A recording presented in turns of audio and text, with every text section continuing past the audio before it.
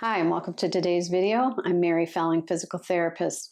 Today we're going to be doing a myofascial release technique for the front of the shin. This is really good for any of you who are runners, hit the gym a lot, basketball players, tennis players, anybody who's in a sport or an activity which requires a lot of start and stop, side to side and forward and back motion. It's also great for you pickleballers. So let's get started. As I said earlier, we are doing a nice myofascial release technique for the front of the shin. It's an area where a muscle called the anterior tibialis lives. And this is so simple. All you're going to need is a chair or a very sturdy piece of furniture, kitchen counter, dining room table, something like that. So you stand pretty close to whatever you're holding on to. So I'm not back like this. I'm nice and forward where I've got a lot of leverage. Bring one leg back, and if you notice, my toe is on the ground. My hips are pulled under, so kind of like a pelvic tilt. So I'm not like this. My hips are like this because that helps to add a nice elongation through the front of your leg and down to your toes. And in this position now, I'm just going to test which ankle position gives me the most feeling of pull and elongation along the front of my shin. So we're going right through here. This is what we're looking for. And actually, this will also go down to the top of on the top of your foot as well. You'll feel it there. So my leg is nice and far back. I've tucked my hips under, and I'm really relaxing my ankles so there's a drag being placed through the front of my leg. And now watch what I do with my ankle. I just kind of rotate it in and slowly rotate it out because I'm looking for where do I get the most pull through the front of the leg, the front of the ankle, and the top of the foot. And for me, right here for me, I get a strong pull all the way from the front of my leg, the anterior tib area, down over and across the top of my foot, the dorsum of the foot. So this is where I'm going to start from. Go ahead. We're going to start the clock. For those of you who are still figuring out which way you want to go with your ankle and foot, you pause the video for a moment and then turn it back on when you're ready. But for the rest of us, we've got the clock going. And so in this position, really notice and feel that you're keeping the thigh relaxed. The work is coming from the hip. That's what's being tucked under. The toe is keeping your foot behind you. So it's nice to wear a tennis shoe or some kind of a tie-up shoe because it'll stick to the floor better than your bare foot or a stocking foot. And you're looking forward. I'm going to be looking back and forth to the camera, obviously. The other foot is balancing all your weight, and you're just using something sturdy to also maintain the balance on the one foot, because there's really no weight of your body that's going through that treatment side.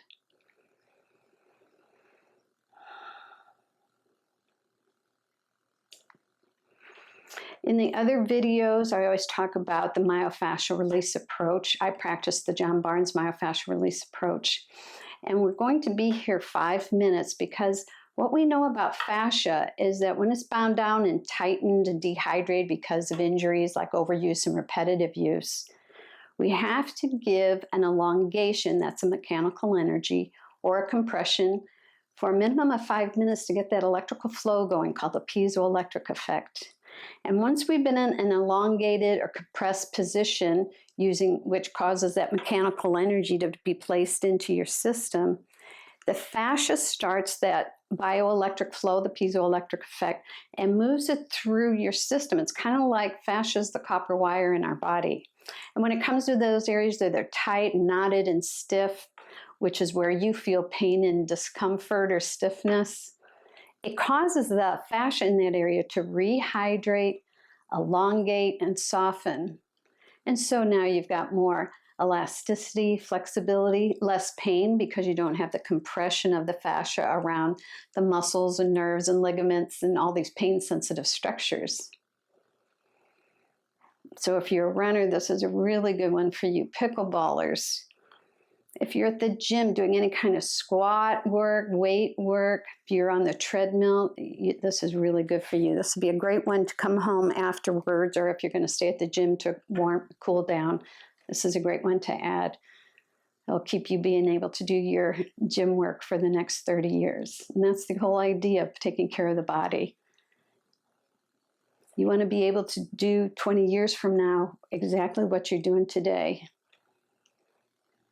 So getting back to the myofascial release approach, the John Barnes approach, but use a minimum of 5 minutes to get that electrical flow going, because after 5 minutes, that's when the softening, that's when the effect takes place.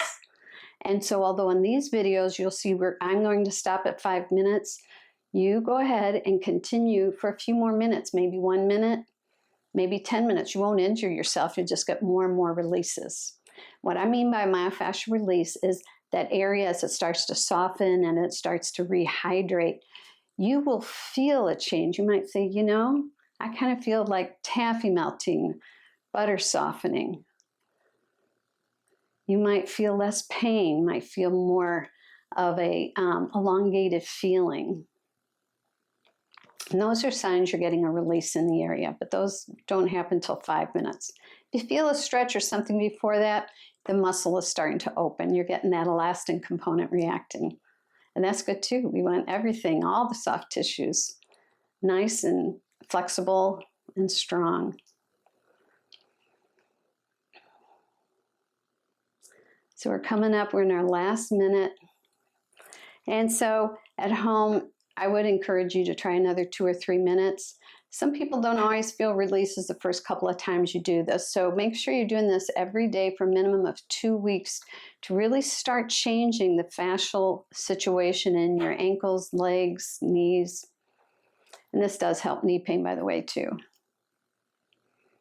So a minimum of 14 days every day, because you want to keep the fascia open. Tissue has memory, it wants to tighten back up after we've stretched it. But if you're doing it every day, it doesn't have a chance to do that. You keep getting better and better elongating the tissue, the fascia, until finally it remembers, oh yes, I'm supposed to be this nice long piece of fabric in the body. And then you get permanency to that. And so after 2 weeks, just do this maybe every 2 or 3 days.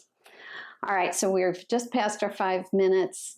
When you come out of this, come out slowly. You're certainly welcome to continue to stay in the position. I would go for, if it's your first time, I'd certainly go for 7 or 8 minutes. And then when you come out, just slowly put your foot down. You may not have been in that kind of a position for a long time, so always take care of yourself as you come out of these new positions. Thanks for watching, and I'll see you on the next video.